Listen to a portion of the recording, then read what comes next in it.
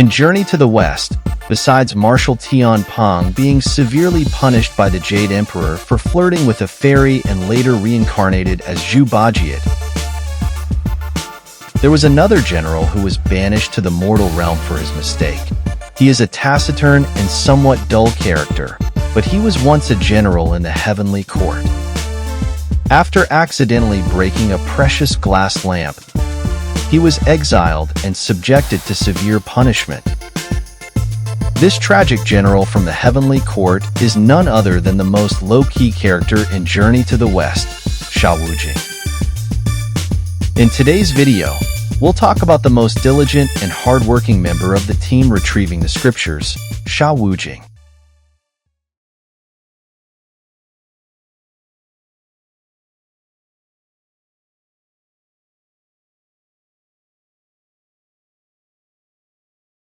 Sha Wujing, also known as Sha Shang or Sha Monk, was originally the curtain-lifting general in the heavenly court.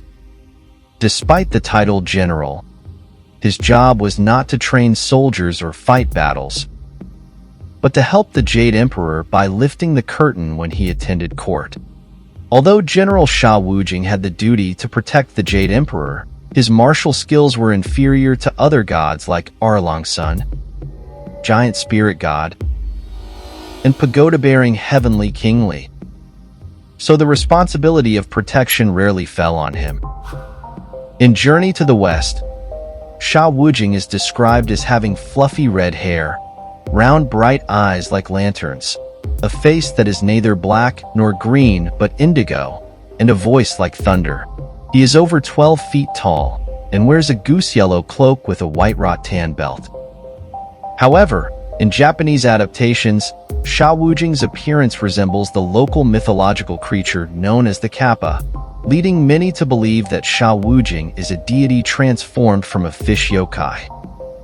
Curtain-lifting general was more of an attendant to the Jade Emperor than a general.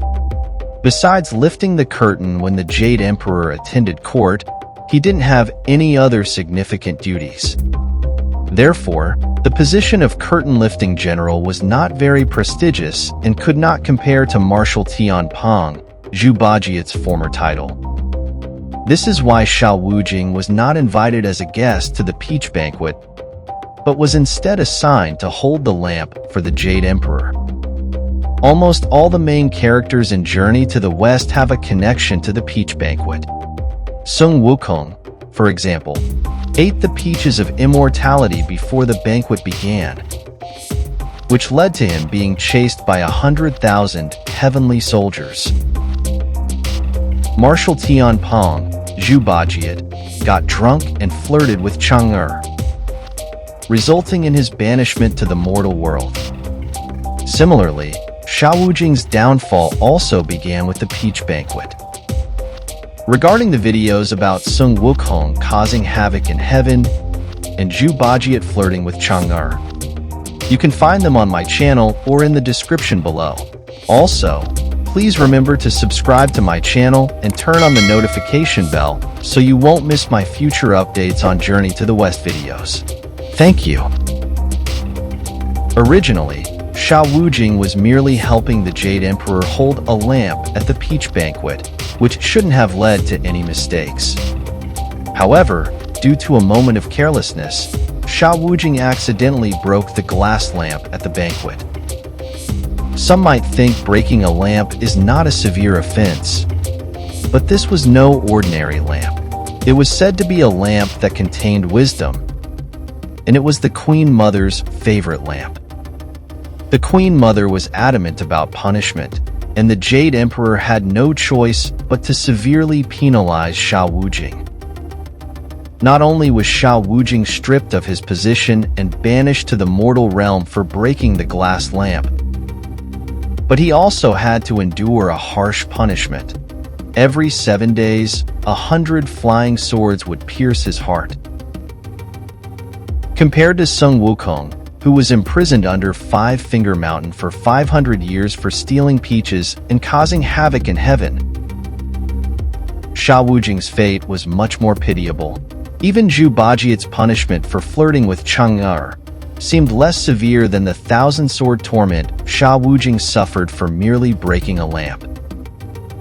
Unable to withstand the torment of the flying swords piercing his heart, Sha Wujing constantly hid and fled. However, no matter where he hid, the swords would always find him and inflict the same pain. Eventually, Sha Wujing discovered that if he hid in water, the swords could not find him. He finally settled in a place called the River of Flowing Sands, where he began to dwell, successfully avoiding the agony of the swords piercing his heart.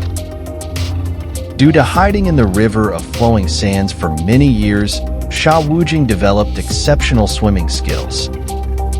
However, he faced a significant problem. He had eaten all the fish and edible creatures within 100 miles.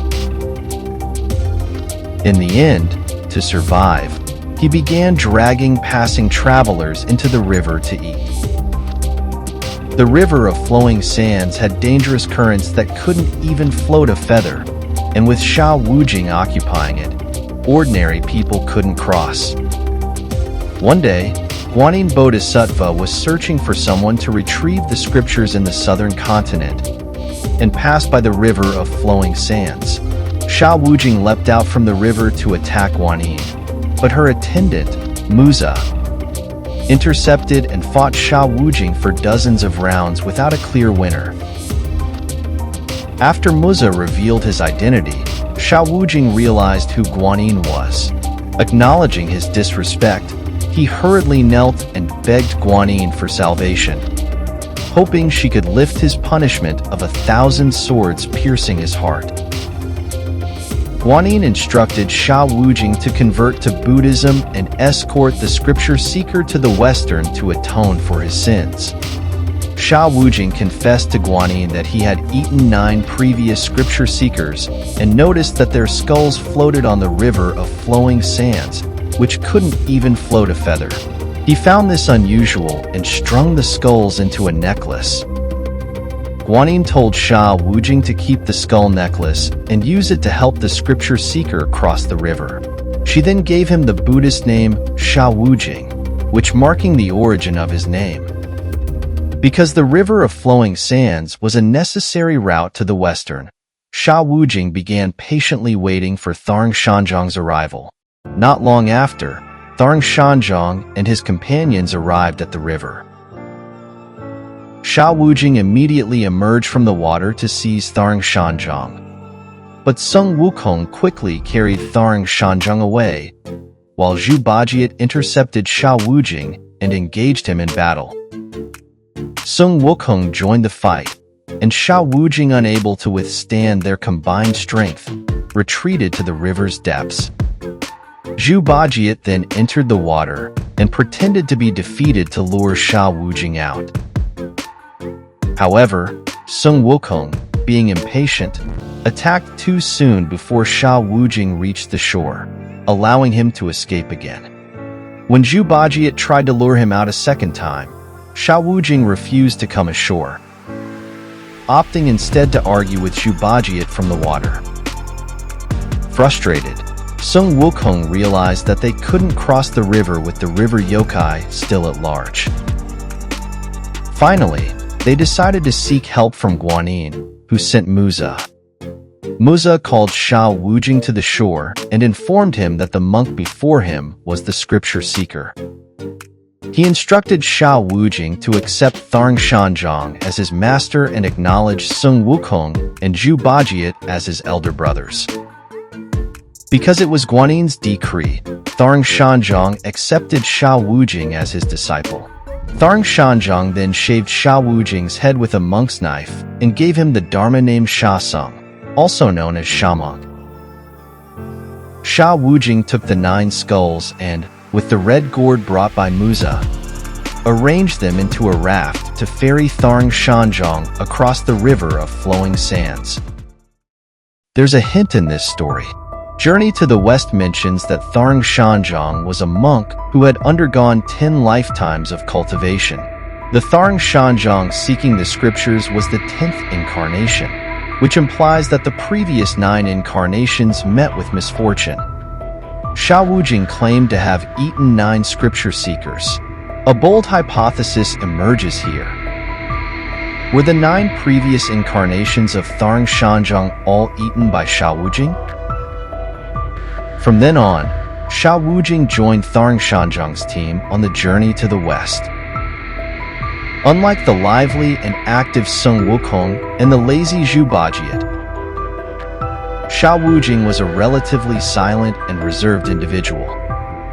He was hardworking, serious, and unafraid of hardship, with a conservative and gentle nature. Though lacking in strong personal traits, he was indispensable to the team. During the journey, Sha Wujing's contributions were often in managing luggage or dealing with being captured by monsters. He rarely played a direct role in subduing yokai, but was crucial in maintaining harmony within the team through his words, ensuring the group's cohesion and stability. Although his abilities were not as prominent as his 2 senior brothers, he consistently offered his modest support when needed. After enduring the 81 trials and reaching the Thunder Monastery, Sha Wujing was honored by the Buddha as a Golden Body Arhat for his contributions in protecting Tharng Shanzhong and obtaining the true scriptures, thus bringing a satisfying conclusion to his tragic past. Although Sha Wujing is described as lacking in wisdom, could it be possible that his perceived lack of wisdom was just an act? Compared to his 2 senior brothers, he rarely faced punishment from his master. Could this not be considered a form of wisdom in itself? If you enjoy my channel, please help by hitting the subscribe button and turning on the notification bell so you won't miss my upcoming videos. Thank you for watching until the end, and I'll see you next time.